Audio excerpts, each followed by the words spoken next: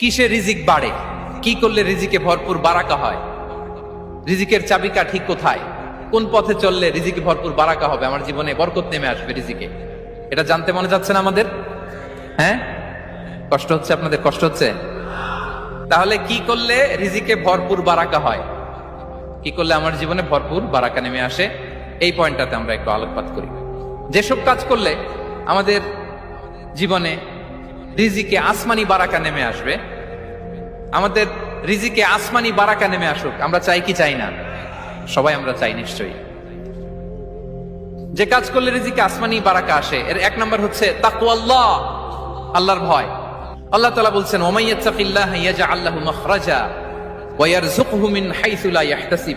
যে আল্লাহকে ভয় করে, যে আল্লাহ সচেতন, আল্লাহ তাকে মাখরাজ, মাখরাজ মানে কি জানেন? ওই যে এক্সিট লেখা না এদিকে, এই এক্সিটকে আরবিতে বলে মাখরাজ, মানে কোথাও